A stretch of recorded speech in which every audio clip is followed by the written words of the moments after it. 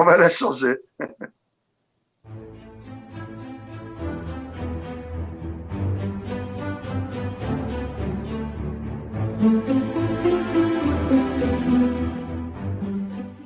C'était le référendum de De Gaulle pour instaurer la présidence au suffrage universel.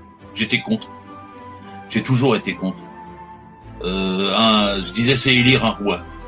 Moi, je suis pas. Je crois s'il y a quelque chose d'archaïque, de primitif, c'est de croire que c'est un seul bonhomme qui peut représenter une société de 60 millions d'habitants, avec toutes ses composantes. Au contraire. Alors, je créais un slogan qui est toujours valable, à mon avis. C'était abat le pouvoir. Faire de la démocratie, faut que ça se rapproche du citoyen, que ça se rapproche du salarié. Plus vous créez de distance et plus vous concentrez le pouvoir, plus vous vous approchez de la dictature. Le mot dictature a plein de sens dans l'histoire, dans les sociétés. Plus vous vous rapprochez d'une dictature, c'est-à-dire de quelque chose où les citoyens ne peuvent plus décider, ça leur échappe. Et là, nous sommes en plein là avec Jupiter. Là. En plus, le gars, il ose s'appeler Jupiter lui-même. Enfin, c'est Lucifer en fait.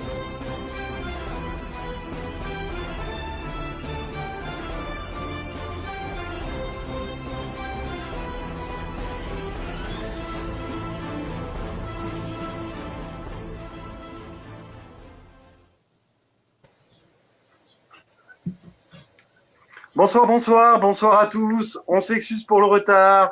Et oui, je crois que ce qu'on dit n'est pas à la hauteur de Facebook, puisque avant même qu'on l'ait dit, on nous empêche de pouvoir vous le dire. C'est incroyable tout ça. Bonsoir à tous et bienvenue sur Le Jour se lève. Bonsoir Bruce, comment vas-tu? Ça va très bien, bonsoir à tous. En pleine forme. Je reviens d'une petite semaine de remise en forme, donc on est au top là. C'est bon. Ok, super. Bonsoir Gérard, tu vas bien? Bonsoir, je vais très bien. Merci. Bon, alors, tu profites un peu de repos depuis aujourd'hui, c'est ça? Voilà, je suis arrivé dans la région de Perpignan. D'accord. Bon, bah super. Eh ben, on est content pour toi. Tu es quelqu'un qui le mérite. Alors, messieurs, j'ai envie qu'on rentre tout de suite dans le vif du sujet. Donc, si ça vous va, j'ai une première question à vous poser. Vous êtes partis? On y va?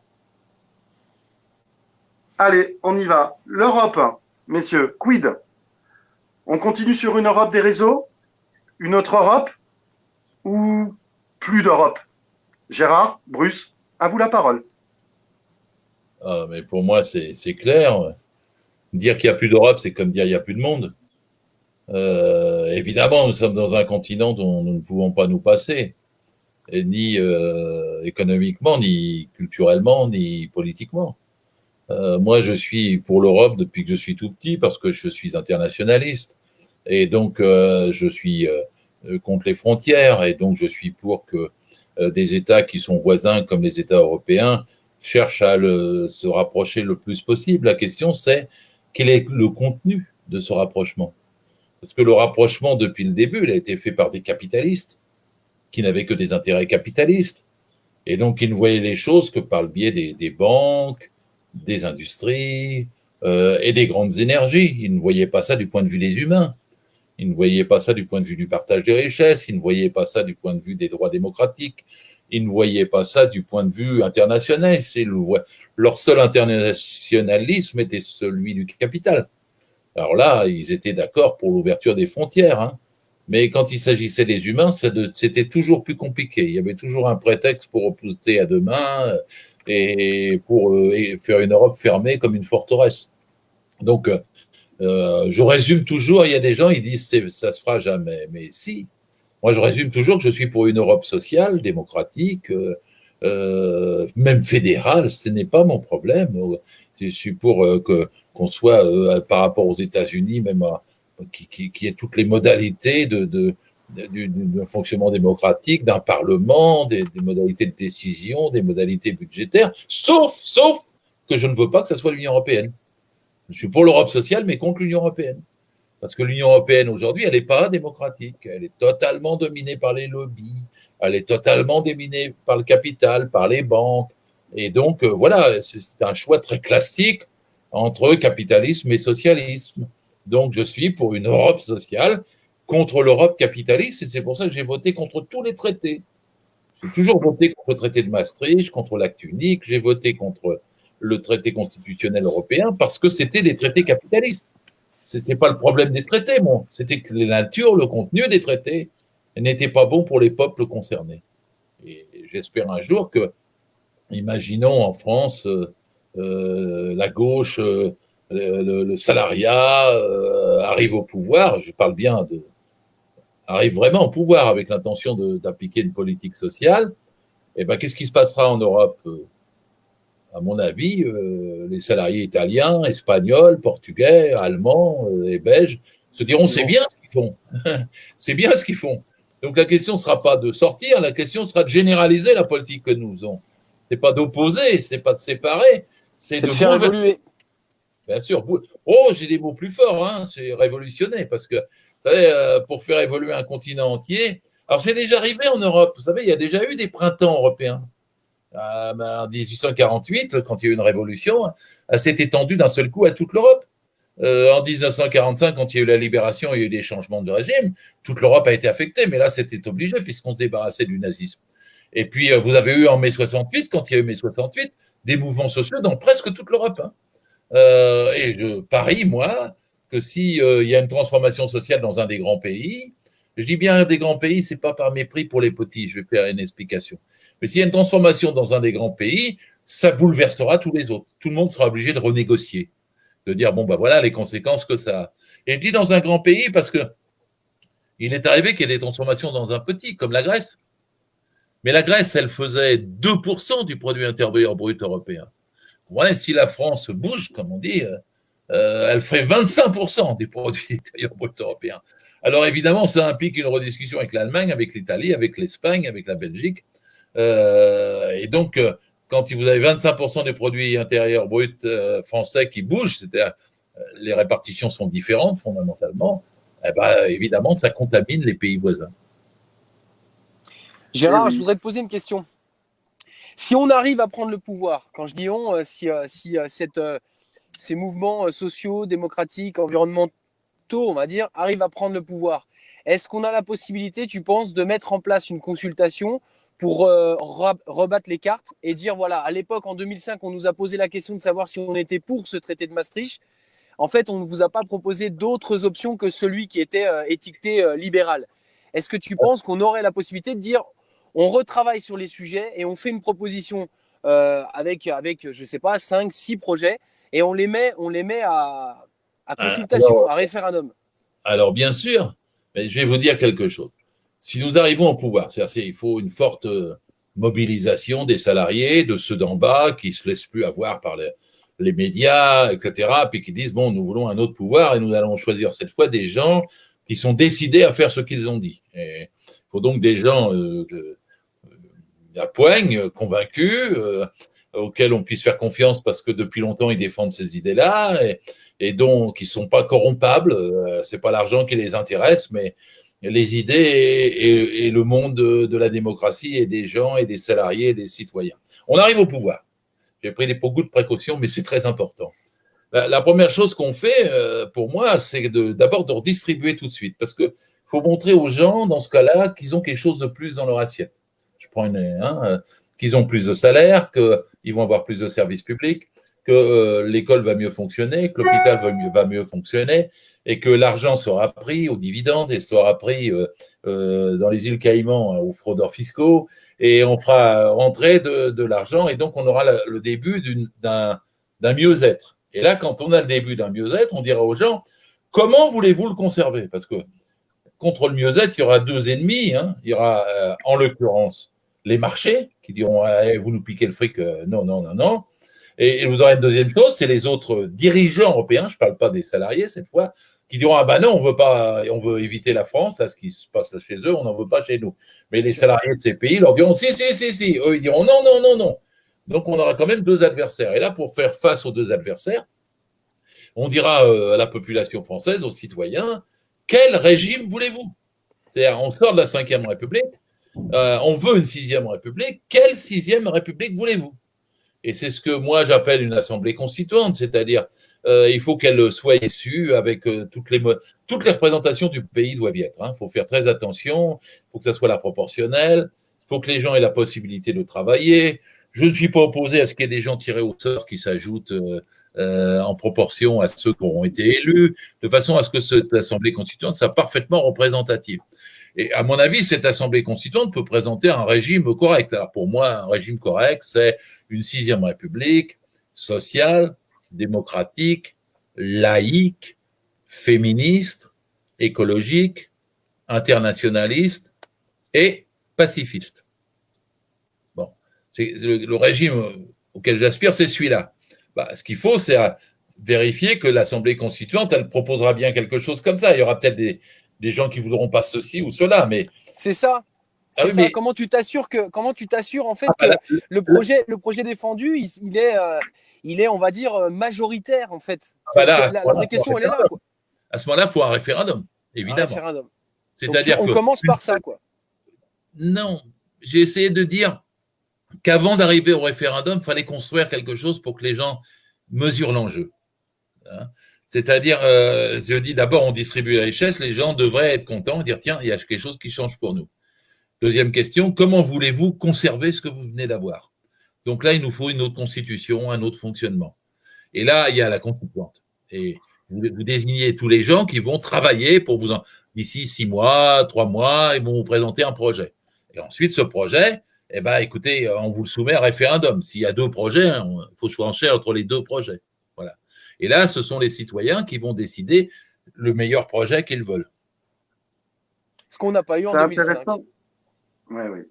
C'est intéressant tout ça parce que ça rentre en ligne de compte de ce que nous préparons pour septembre sur les institutions en simulant un jeu sur toutes les institutions avec des rôles d'acteurs, de rebelles, de citoyens. Tout ça sera présenté certainement au mois d'août. Mais ça rentre en ligne de compte, effectivement, il faut qu'on soit à même de pouvoir se jauger nous-mêmes, citoyens, avec des hommes d'expérience, avec des hommes politiques, avec des personnes issues du monde syndical, des ouvriers, enfin toutes les classes sociales. Et c'est ce qu'on va lancer en septembre pour se mesurer et voir comment on pourrait interagir sur les institutions et comment nous on verrait les choses, en sachant qu'évidemment, il sera posé les mêmes pièges qu'on a aujourd'hui. La seule différence, c'est que quand on perd, on n'est pas mis plus en esclavage, mais on a le droit de recommencer jusqu'à ce qu'on y arrive. Donc oui, une Europe, je suis d'accord avec toi, Gérard Bruce a des points aussi assez précis là-dessus. Moi, je vous laisse en débattre. Hein. Je démarre pas la deuxième question tant que vous m'avez pas amené le point où on peut trouver cette convergence, parce que c'est ça le plus difficile en fait, c'est d'arriver à mettre tout le monde d'accord. Mais la convergence, il y a déjà des éléments de convergence, heureusement, comme il n'y a pas que des catastrophes, même dans l'Union européenne capitaliste, ils sont parfois obligés de faire attention à des choses. Bon, la preuve, c'est an dernier, c'est pas grand-chose, mais ils ont dit on va donner 750 milliards après la pandémie, on va les répartir et la Banque centrale va les donner. C'est probablement un tiers de ce qu'il faut, hein, ou peut-être un quart de ce qu'il faut. Il faut au moins probablement 3 000 milliards. Et puis, vous savez, on parlera de la dette après. Ces 3 000 milliards, c'est de la création monétaire. Ça n'est pas une dette. Bon. C'est des 0 et des 1 sur des ordinateurs, quoi. Bien sûr, c'est une question de convention. Il y a ceux qui veulent vous effrayer en disant il faudra rembourser la dette un jour, sinon c'est vos petits-enfants. Et moi, il m'amuse beaucoup parce que j'ai entendu Thierry Breton, qui est le commissaire français à l'Union européenne, que je n'aime pas, qui est un grand patron capitaliste. Thierry Breton dire « Oh, c'est pas grave, la dette que nous faisons en ce moment, elle sera remboursée entre 2038 et 2058. » C'est grotesque. Et d'abord, lui, il sera peut-être plus là. Personne ne sait la situation en 2058 et personne ne sait si on remboursera la dette ou si on décidera de la classer par un accord généralisé. J'ai entendu C'était la deuxième question.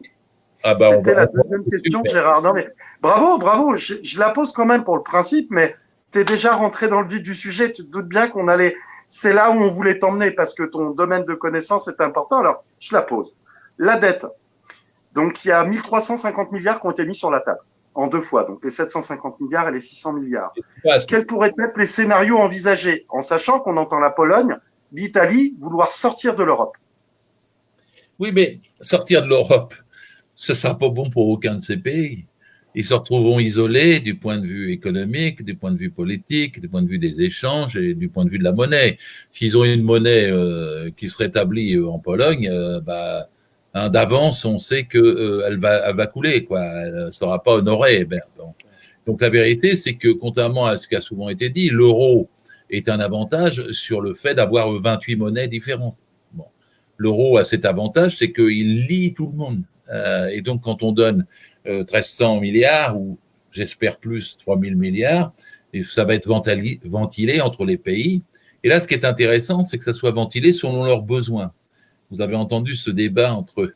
Alors, ils sont marrants parce qu'ils appellent ça maintenant les pays frugaux. Les pays frugaux, qui sont à un moment donné, ils les ont appelés les pays radins. C'était moins élégant, mais c'était quand même ça. C'était ceux qui voulaient compter leur porte-monnaie avant qu'il y ait du bien pour les gens, quoi. Du genre, j'économise, je mets dans une cassette, je touche pas à l'argent, voilà. Et finalement, ces pays-là se disent, s'il y a 1350 milliards qui arrivent, il faut bien qu'on en ait aussi. Donc, on va dire oui, si on en a aussi. Donc, c'est une question de partage et de répartition. De la même façon, les pays dits radins ou frugaux, ils se moquent des autres. Vous savez comment ils les appellent? Les pays Club Med. Même en Allemagne, c'est la France, l'Italie, l'Espagne, la Grèce, c'est le Club Med. C'est ceux qui sont pas sérieux, qui dépensent l'argent. Vous voyez ce que ça veut dire? Donc, vous avez une coupure entre les pays radins et les pays Club Med. Alors, c'est une caricature, mais elle est intéressante parce que elle montre qu'évidemment, du jour au lendemain, il ne peut pas y avoir une planification entre tous les pays. Ils ont des histoires différentes, ils ont des économies différentes, des traditions différentes. Il faut négocier et rapprocher. Et l'exemple de ces 1350 milliards, c'est là, parce que où vont-ils? Parce que c'est là qu'on doit dire, si ce n'est pas une dette à rembourser, quand même cet argent, c'est de la création monétaire, à qui est-il donné? Et là, on est renvoyé à notre exemple qu'on connaît bien, français, c'est-à-dire que le gouvernement français a dit d'abord, on met 300 milliards sur la table de garantie, puis après, disons, on va dépenser à peu près 500 milliards, arrivera ce qui arrivera de l'Europe. Bon, mais où va l'argent? Parce que la vraie question, elle est là. Alors, vous regardez. On veut savoir. Oui, mais bien sûr. Mais vous comparez, par exemple, je crois savoir que le chiffre, alors c'est pas fini, c'est pas stable, hein, pour les 12 millions et demi de salariés qui ont été mis en chômage partiel. Je crois que le chiffre qui a été versé par l'État pour ça sur les mois de pandémie et de confinement doit être autour de 46 milliards. Bon. C'est-à-dire, si vous prenez bien sur les 500 milliards qui sont envisagés de les distribuer, il y a donc 10% qui va aux salariés. Et vous regardez les chiffres après qui sont annoncés. Alors, vous regardez pour Airbus et Air France, on est à 17 milliards. C'est-à-dire, deux grandes entreprises font donc un petit peu près d'un tiers de ce qui est versé à 12 millions et demi de salariés. Et alors, même avec leur plan de sauvegarde de l'emploi, oui, pour faire. Parce qu'en fin de compte, il n'y a pas d'emploi puisqu'il n'y a pas d'obligation en matière d'emploi en contrepartie. Alors, ils disent des phrases qui ne sont pas forcément fausses. J'ai bien écouté Bruno Le Maire, qui est un expert en phrases bidons, mais il a dit, oui, on va faire un avion propre. Je suis intéressé, moi, comme tout le monde, par un avion propre, mais il dit, il faut 30 ans pour le faire. Bon, qu'est-ce qu'on va faire en bas? Ça se discute, mais c'est de la discussion. Si c'est un avion public, si c'est des entreprises publiques au service du public, mais si c'est donner l'argent pour que des actionnaires, en 30 ans, pompent sans arrêt, et puis pour faire un avion propre incertain dans 30 ans, on est mal parti. Je veux dire qu'il y a l'État français, par contre, déjà prouvé qu'il pouvait, c'est rarissime comme exemple, mais qui pouvait investir sur une très longue durée dans le cadre d'un service public et d'un contrôle public. C'est les fusées. Ariane. Ariane n'est pas privée. Ariane, la plus grande réussite technologique, la plus grande société de ce pays, elle est publique. Jamais ils ont pensé à la privatiser parce qu'ils disent ça va pas fonctionner avec des privés. Les actionnaires vont se goberger et on n'aura pas de fusée. Ils ont bien raison. Ne le dis pas trop fort, hein. Ne le dis pas trop fort, Gérard. On va peut-être censurer cette partie-là après, hein, parce qu'il nous reste pas grand-chose. Alors, moi, je suis pas contre qu'on décide d'investir pour 30 ans dans un avion propre. Hein. Puis il faut regarder parce qu'il faut faire la part des choses entre ce qu'on va donner aux salariés puis ce qu'on va donner, par exemple, pour l'avion propre. Hein. Mais ça veut dire que l'équilibrage, il ne faut pas qu'il soit… On donne tout aux actionnaires qui vont faire l'avion et on donne que peu aux salariés, que par ailleurs, on va licencier en attendant. Hein, ça peut pas se faire. Je vais prendre le deuxième exemple qui est Renault. Bon, il donne 7 milliards à Renault. Et Renault licencie. À Et fond. il va licencier les sous-traitances. Ben moi, je ne suis pas sûr d'ailleurs de ce qu'il faut faire si nous discutons et si nous avons le pouvoir. Je ne suis pas sûr qu'il faut fabriquer autant de voitures qu'aujourd'hui. Alors, il y a des ouvriers de Renault, ils vont me dire ouais, c'est notre boulot. On peut très bien, à Flins ou ailleurs, fabriquer avec les machines et les robots qu'il y a, des scanners, des machines-outils, des robots d'ailleurs. On peut fabriquer toute une série de choses qui ne soient pas des, comment ça s'appelle, des SUV là, qui consomment de l'essence, qui vont vite, qui coûtent cher, qui polluent et qui tuent, quoi. Bon. Donc, on n'est pas sûr de dire on donne 7 milliards aux actionnaires de Renault pour qu'on continue à faire de la bagnole comme avant. Donc, en vérité, on pourrait, avec cet argent, avoir un autre type de croissance avec des choses plus utiles. On pourrait renoncer à des choses moins utiles. Et on pourrait donner plus d'avantages cet argent aux salariés pour leur bien-être qu'aux actionnaires à long terme. Donc, c'est comme ça que je réponds à la question où va l'argent. C'est-à-dire avec Bruno Le Maire et Macron, vous savez, ça va aux actionnaires, ça continue ce qui existait avant. Et on verra après. Voilà.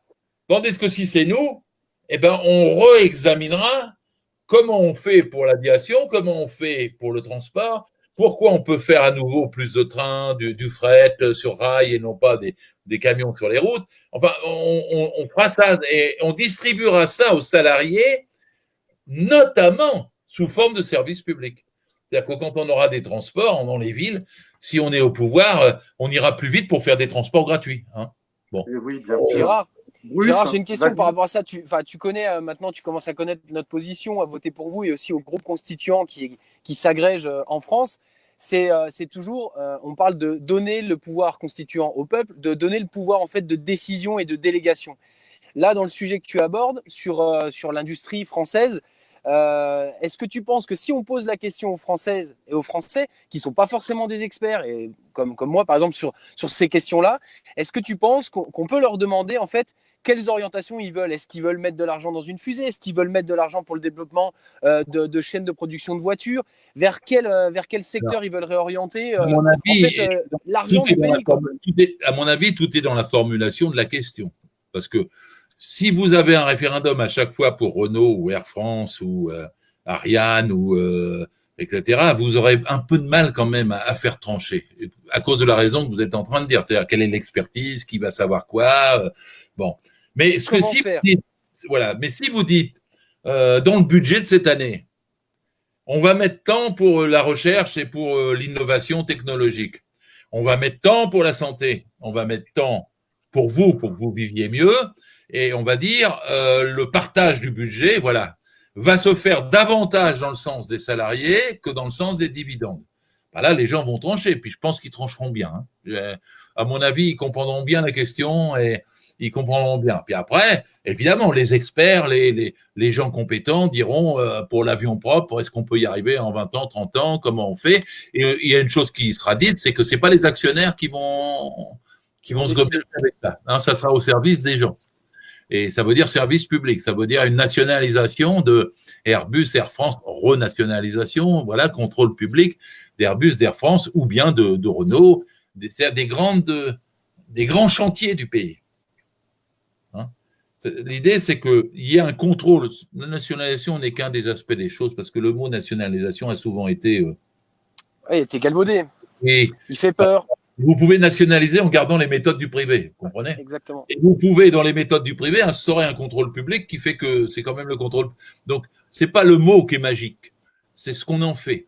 Et l'idée, c'est général, c'est que ça doit être le public, donc les citoyens, donc les salariés, ceux qui produisent, qui travaillent, etc., qui contrôlent. L'idée générale, c'est le contrôle. C'est que l'argent, les produits qui sont faits, la production, est sous contrôle. Voilà. Et si vous dites ça, bon voilà, le gars, il va pas pouvoir, le patron ne va pas pouvoir aller à la télé en disant je viens d'être battu par un référendum où les gens à 75% me disent qu'il faut me contrôler. Et ben je vous fais un grand brin d'honneur, vous me contrôlerez pas parce que le gars, s'il va à la télé dire ça, il finira. Ça va pas le faire. Ça va pas le faire. Quoi. Voilà. Tu vois, c'est pour ça que je te pose cette question. Je ne sais pas quelle question tu as prévue derrière, dans quel ordre, en tout cas, Jérémy, mais nous, c'est vraiment ça. Comment on peut faire comprendre au peuple français, en tout cas à la majorité, que si on a le pouvoir de décider sur tout un tas de sujets, on peut réellement modifier notre société. Ça fait peur, en fait. Tu vois, tu parles de nationalisation. Il y a des mots, en fait, qu'on ne comprend pas forcément, justement, en majorité. Et on se dit, attendez, ça va être un programme qui va être plutôt de gauche, de droite. On y met, en fait, tout un tas d'étiquettes qui rebutent. Comment on peut faire? Quels mots on peut utiliser? Ouais, d'abord, s'entendre sur le mot là, si vous permettez de vous dire. Parce que vous dites de droite, de gauche. Pour moi, qu'est-ce que veut dire la droite et la gauche? La gauche, pour moi, ce sont les salariés, ceux qui produisent les richesses et qui n'en reçoivent pas la part qu'ils méritent. La gauche, c'est les salariés, c'est 88% des actifs. Et les jeunes sont des salariés en formation, les vieux sont des retraités du salariat qui vivent grâce au salariat, et les chômeurs sont des salariés temporairement privés d'emploi. C'est-à-dire qu'on est 30 millions de salariés. Et la politique, elle n'est pas faite en ce moment pour ces 30 millions de salariés, elle est faite pour le sommet, la classe dominante, 1 ou 2 ou 3% des gens qui ont absolument tous les moyens, toutes les richesses et qui décident de tout. Vous le savez comme moi, la presse est entre les mains de 9 milliardaires qui détiennent 95% de la presse. Il n'y en a que 5% qui échappent. Bon, ça, on ne laissera pas faire. Alors, comment on va me dire? C'est pas parce qu'on va supprimer la liberté de la presse, c'est qu'on va dire, écoutez, la presse va être assurée par une loi qu'elle est pluraliste. Personne ne pourra, et là, ça sera discussion, contrôler plus de 10% de la presse. Personne. Vous ne pourrez pas avoir un Dassault qui aura à la fois la chaîne de télé et le Figaro. Non, il faudrait qu'ils choisissent. Et oui. Voilà. C'est-à-dire, on morcellera la presse en quelque sorte. J'ose imaginer qu'ils feront certains montages qui leur permettront quand même d'avoir une mainmise. Pas contre les montages. Parce que si on régule la sous-traitance par rapport aux donneurs d'ordre, on les empêchera de faire les montages en question. Si vous dites que tout sous-traitant doit être aligné sur la convention collective du donneur d'ordre et que tous ces salariés et sous-traitants doivent avoir le même salaire que la maison mère, vous limitez l'intérêt de la sous-traitance tout de suite. Et vous rendez impossible de le faire. Et vous définissez le contrôle de la presse, vous dites si c'est 10%, on ne peut pas rajouter 10% par sous-traitance. Non. Bon. Donc, non, il y a déjà eu des lois qui ont été faites sur la presse. Malheureusement, c'est vrai qu'elles ont été contournées. Là, on prendra les dispositions pour qu'elles ne le soient pas et que le pluralisme soit le maximum possible. Et comme au lendemain de la Seconde Guerre mondiale, la presse a pu être répartie, après, tout ça a été bousillé, mais la presse a pu être répartie, à peu près tous les courants d'opinion avaient leur journal. Tous les courants d'opinion avaient accès à la radio ou à la télévision. Aujourd'hui, c'est pas la peine. Vous prenez BFM plus CNews plus LCI, vous avez le début de la phrase, vous cliquez, vous avez la suite de la phrase sur la chaîne suivante. C'est la même. Encore, vous avez la fin de la phrase, si vous avez bien fait assez vite, sur la troisième chaîne. Il n'y a même pas une chaîne de gauche ou de droite. Elles sont toutes alignées sur la pensée dominante et libérale. Et libérale. Donc non, on fera évidemment des modifications sur la presse. Ça aidera beaucoup pour éduquer les gens, parce qu'il y a besoin, c'est vrai, d'éducation. Il ne faut pas avoir peur du mot. C'est l'école, puis c'est l'information. La formation et l'information. Et quand les gens, on les informe et qu'on les forme, bon, ils sont de plus en plus capables, experts, et capables de donner leur avis sur beaucoup plus de questions qu'avant. Et c'est pour ça que, en même temps, si on fait une constituante qui fait une constitution nouvelle, il faudra qu'il y ait une très grande proximité des élus avec leurs électeurs. C'est-à-dire, moi, je l'ai déjà dit, un small is beautiful. Je suis pour maintenir les petites communes. Il y a 36 000 communes et les gens qui se trouvent c'est trop, moi non. Je pense que si vous avez le village avec sa tradition, vous avez le maire, il faut qu'il reste. De la même façon, il faut des conseillers municipaux qui fassent partie de la commune et puis les gens peuvent l'interpeller sur le marché. Et le député, il faut qu'il soit le plus proche possible du maire. Il faut garder les départements et pas les supprimer. Il ne faut pas des grandes régions, il faut des régions qui soient à une taille justement humaine et qui permettent de coordonner les choses, mais pas de se suppléer aux décisions des communes et puis des départements. Il faut que le poids, institutionnel, le plus proche du peuple soit plus puissant. Bon, voilà, ça. Moi, je suis pas pour ça part dans tous les sens, mais je suis pour une déconcentration des décisions et pour un contrôle à la base beaucoup plus important.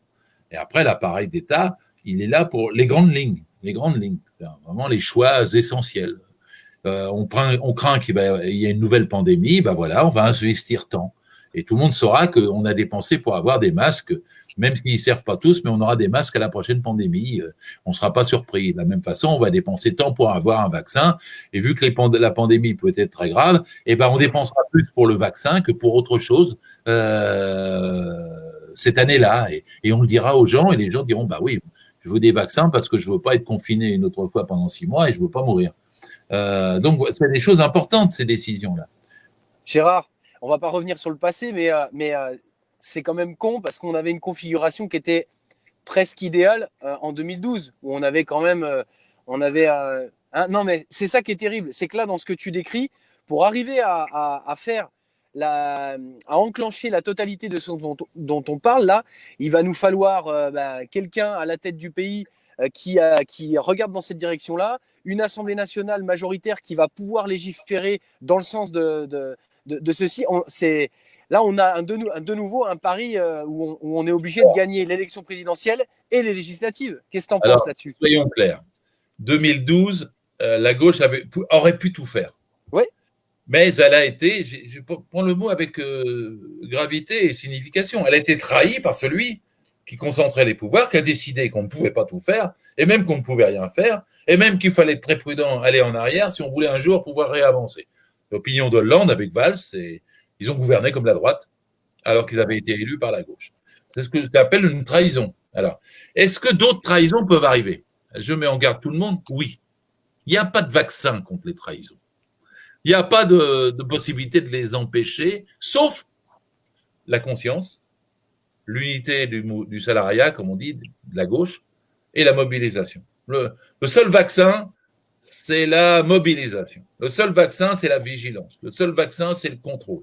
Ce sont les mécanismes de contrôle pour empêcher une trahison comme celle de Hollande et Valls et pour aller vraiment vers une politique différente et nouvelle, sociale, et non plus capitaliste. Oui, vous que... Alors, j'ai bien analysé tout ce que vous dites. C'est pertinent, Gérard, parce que, comme Bruce d'ailleurs, quand vous partez sur un sujet, vous le développez vraiment. On ne pourrait pas imaginer, donc, partant du principe que les caps ont été loupés, ça veut dire, petit 1, qu'il faudra une grosse convergence, aussi bien de citoyens que de gens, que de politiques issus du système qui sont des humanismes et des gens qui souhaiteraient apporter du sens au mot démocratie. Mais il faudra aussi envisager peut-être sur les gros thèmes tels qu'on peut les aborder, peut-être un consensus ou des référendums, peut-être annuels. On avait aussi imaginé, par exemple, la dette, il serait intéressant, partant du principe qu'en 2005, on avait dit non à l'Europe. À tort ou à raison, c'est pas le plus important. On pourrait imaginer des consensus sous forme de QCM avec le point positif et négatif si on gardait notre dette et le point positif et négatif si on l'annulait. Parce que je pense qu'il y a à la fois un désir d'information et à la fois beaucoup de méconnaissance de la part de beaucoup de nos concitoyens. Pour la dette, c'est facile. Elle sera jamais payée. Elle sera jamais payée. Donc en vérité, faut trouver des modalités. Vous dites on annule la dette, ça n'a aucun effet sur l'économie, aucun. Les banquiers vous disent ah, si parce que là vous allez dépenser trop et puis mon sous ils vont passer. Non, même pas. Ça changera rien. Vous pouvez l'annuler ou dire comme Daniel Cohen qu'elle sera payée dans 100 ans. C'est le même effet. Dans 100 ans, personne ne voudra la payer non plus. Donc la question, c'est la dette. Vous savez, la dette, on dit maintenant elle va être à 115% du produit intérieur brut. Mais en 1945, la France était endettée à 253%. Et on a relevé le pays derrière. Bah oui, on a fait la sécurité sociale et tout ça. Et d'ailleurs, c'est ce qui a permis de rééquilibrer et de donner des confiances suffisantes pour la monnaie, pour l'économie, pour tout ça. C'est ce qui a permis d'éviter de rembourser une dette et de se retrouver quand même dans des bonnes conditions financières, d'équilibre et tout ça quelques années plus tard. Parce que si ça marche mieux, tout va mieux, quoi. Si vous dites non, je prends souvent l'exemple, c'est ceux qui disent on faut rembourser la dette d'abord. Mais pour rembourser la dette, vous éteignez l'économie. Si vous éteignez l'économie, vous avez moins d'impôts. Rembourser la dette. Donc vous ne pouvez pas la rembourser. Et si vous décidez de la rembourser quand même, C'est comme un jardinier qui arroserait la rivière au lieu d'arroser son jardin. Pendant qu'il arrose la rivière en remboursant la dette, son jardin s'assèche. Donc, on peut répondre à toutes ces questions faciles. Bon. Après, quand on arrive à ça, la question, c'est il y a une négociation internationale quand même, parce que les marchés ailleurs, ils disent oh non, nous on est oui d'accord, ça c'est l'euro. Ah l'euro c'est la même monnaie qu'en Allemagne. Ah les Allemands, il faut qu'ils prennent position. Hein. C'est à eux de savoir. Et puis tout le monde, l'euro était protecteur d'un seul coup dans ce cas-là. Parce que vous ne pouvez pas jouer sur la spéculation de la lire ou bien de la pesetas ou bien des escudos, etc. comme avant. C'est forcément un choix fait par un grand pays pousse les autres dans le même choix. Si vous faites le choix de ne pas rembourser la dette, les autres pays même s'ils ne voulaient pas, se sentiront obligés de faire pareil parce qu'ils ne vont pas se mettre à rembourser une dette que les autres pays ne paient pas. Donc c'est assez concevable, c'est très intellectuellement simplifié cette question. Puis après, vous dites chaque année, nous produisons tant, on produit 2000 milliards, on réoriente la production parce que le mot croissance n'a pas de sens si c'est pour faire des bombes ou si c'est pour faire des scanners et des respirateurs. Les gens derrière le mot croissance, ils mettent tout et n'importe quoi, mais moi non. Il y a des bonnes croissances et il y a des mauvaises croissances. Si vous faites croître les SUV et que vous n'avez pas assez de respirateurs et de scanners, c'est une mauvaise croissance. Je suis contre cette croissance. Et je suis pour une bonne croissance. Et cette bonne croissance, ça doit être distinguée. C'est pour ça que je parlais tout à l'heure de la pyramide de la démocratie. Small is beautiful. Les gens sentent ce qu'il y a, ils peuvent s'exprimer. Les élus à tous les étages s'interpénètrent. Et la décision arrive à l'État qui, dans ce cas-là, dit voilà les grands choix. Et là, par référendum, par élection, les citoyens sont amenés à faire les grands choix, tout ça ayant été préparé en amont par toute la myriade d'élus. Et les gens, ils se marrent. En France, on a 650 000 élus. Moi, je n'ai pas aucun problème d'avoir 1 million d'élus. 1,5 million d'élus. Plus il y a de gens qui participent au conseil municipal, plus ça diffuse. Mais bien sûr, bien sûr. Et le contrôle devient plus facile parce que c'est plus difficile de tricher. C'est plus difficile de voler. C'est plus difficile de mentir. Quand vous avez plus de gens engagés que si vous avez un député qui a 5 circonscriptions derrière lui, qui paye tout, qui décide tout, etc. Donc, la démocratie est forcément de terrain. Voilà. Et évidemment, après, il y a quand même des grands choix nationaux. Je n'ai pas arrêté de le dire précédemment. Et ces grands choix nationaux, soit vous les faites au moment du budget, quand il y a des choix vrais, vous les tranchez par référendum. Ça va m'amener à la troisième question. J'ai beaucoup aimé ton terme, démocratie, pyramide de la démocratie. Il est évident que nous, les citoyens et tous les gens responsables, même dans le système, préfèrent forcément la pyramide de la démocratie plutôt que la pyramide de Panzer. Ça, c'est évident. Et ça va m'amener à la troisième question. Et tu vas adorer, hein, c'est la plus, c'est celle qui pique, on va dire, sur les questions. Mais elle est drôlement importante parce qu'à un moment donné, si on veut reprendre la main, aussi bien sur ces territoires nationaux que dans une grande communauté européenne, elle a son poids et personne ne sait comment la démolir par rapport à ces traités, donc je vais la poser. Pose ta question de suite. Comment? Oui. Pose ta question de suite. Pourrait-on se débarrasser des traités comme celui de Maastricht et rendre le rôle de la monnaie nationale et locale via la Banque de France? Non. Non, parce que techniquement, ce serait une voie très compliquée. Et il est plus simple de dire, voilà, nous allons faire ce budget-là. Nous allons répartir l'argent comme ça. Nous allons réorienter l'économie comme ça. Et à ce moment-là, il y a des secousses sismiques dans toute l'Europe. Il y a ceux qui disent, la direction allemande, si elle est aujourd'hui la même, elle dit, non, les Belges diront, ça nous plaît. Les Italiens diront, ouais, bon, enfin, peu importe ce qui se passera. Eh bien, il y aura donc des secousses sismiques dans toute l'Europe. Ça ne sera pas la question Banque de France ou pas Banque de France, ça ne sera pas la question euro ou pas euro, ça sera la question qu'est-ce qu'on fait de notre argent et comment on distribue les richesses. Et après, à partir de ce moment-là, vous aurez des choix qui seront faits dans les élections au Parlement européen. Je vous signale que le Parlement européen, c'est marrant, hein, mais c'est presque triste à dire, mais il a plus de marge démocratique que le Parlement français. Le Parlement français, Macron lui dit ce qu'on veut, et puis est-ce que le Parlement européen, il lui arrive de voter contre tous les États réunis, hein. En 2008, quand Sarkozy, qui présidait l'Europe à l'époque, a dit on va passer à la semaine de 65 heures, le Parlement européen a dit non, on restera à la semaine maximale de 48 heures. Et le Parlement européen, à plusieurs reprises, a voté des choses tout à fait contradictoires avec les gouvernements. Donc, c'est le même système de démocratie se mettra en route en Europe, je l'espère, du moins, qui arrivera à mettre en cause la politique de Monsieur Schäuble pour l'Allemagne, mettre en cause les libéraux les plus entêtés, etc. Et je pense qu'à ce moment-là, ce qu'on fait en France sera imité. J'ai dit le mot contaminé, se généralisera. C'est un peu prétentieux de dire que ça va se généraliser tout vite, mais c'est possible que ça aille plus vite que ce qu'on croit à ce moment-là. Donc, je pense pas qu'on va poser une question à mon avis, sur la Banque de France ou pas la Banque de France. On va poser la question sur combien vous avez pour votre salaire, combien il va au salaire et combien il va au capital. Et de cette façon-là, la Banque de France et toute la monnaie, tout sera impacté. Parce que les gens, ils vont pas vous n'allez pas leur dire on supprime la Banque de France ou on supprime l'euro, etc. Ils vont se battre. Il y en a qui vont être pour, il y en a qui vont être contre. Personne ne saura, personne bien. Mais par contre, si vous dites moi l'euro, je veux qu'il serve pour votre bien et je veux plus qu'il serve pour les actionnaires, ça c'est une question claire.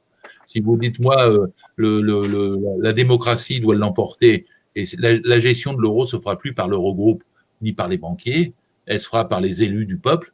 Ah ben là, les gens ils comprendront. C'est plus. Vous savez que l'Eurogroupe, il a même pas de statut. Il fait pas de compte rendu. Vous avez lu le bouquin de Varoufakis, vous savez ça. Ce sont des gens. C'est pour le lire, c'est un gros livre, mais il a pour les Grecs, il a participé à cet Eurogroupe. Il était effaré. Tous les gens arrivent et toutes les discussions sont secrètes. C'est opaque, complètement opaque. Non, il n'y a pas d'ordre du jour, il n'y a pas de compte rendu. Et ils ont exécuté les Grecs sans ordre du jour et sans compte rendu. Et ils étaient 17 voix ou 27 voix contre une, et puis basta. Et il n'y avait pas de possibilité de voter, de tout ça. Non, c'était au consensus. Et au consensus, ils étouffaient les Grecs qui voulaient autre chose, bang. Et donc là, justement, faut casser ça. Plus question d'un truc comme ça. Tout doit être transparent. Comment on fait, Gérard ? Comment on fait ? Parce que si nous, par exemple, on arrive à basculer positivement, de notre point de vue, de notre cadre de référence, on arrive à basculer sur un autre système où on dit qu'on réoriente l'argent comme ça. Étant donné que la Banque Centrale Européenne, elle est complètement indépendante et opaque, comment ils ont des outils pour nous squeezer ? Mais non, ça bougera tout de suite. Parce que les traités en question, ils tiendront plus. C'est pas la première fois qu'ils tiennent pas, je vous signale. Les traités capitalistes, ils ont toujours été violés depuis le début. Maastricht, comme le TCE, ils avaient dit qu'il fallait pas plus de 3% de déficit. Eh ben, on avait un problème. Chirac, dans son temps, appelait Schröder. Puis il dit, bon, cette année, ça te va, 6,5%? Et Schröder lui dit, ouais, ça va, 6,5%. C'est-à-dire qu'en fait, quand ils voulaient, ils piétinaient leurs propres traités. Et vous avez la même chose pour l'endettement aujourd'hui. Il ne doit pas y avoir plus de 60% de dette, d'après le Maastricht. Mais il n'y a pas un État qui a moins de 60% de dette. C'est fini, Maastricht, dans les faits. Et donc, c'est dans les faits. Ça ne les empêche pas de continuer. Oui, non. Parce que, écoutez, là, ils ne continuent pas. Ils vont aggraver encore. Quand ils mettent les 750 milliards ou les 1300 milliards sur la table, ils tournent encore plus le dos à Maastricht. En vérité, ils mettent en l'air Maastricht. La même chose sur l'inflation. Ça pourra bouger, c'est 1,5%. Personne ne sait pourquoi c'est 1,5%. Et une inflation un peu plus grande peut parfaitement être supportée parce que c'est une façon d'éroder le capital. Et de la même façon, bon, bref.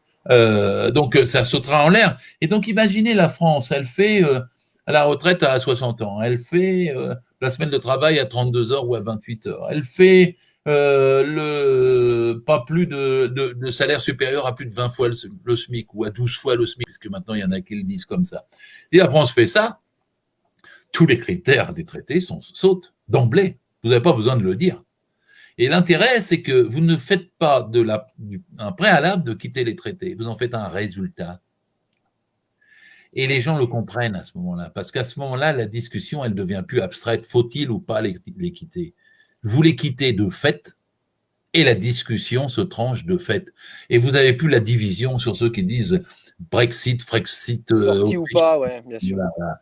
Moi, je dis Macron-xit.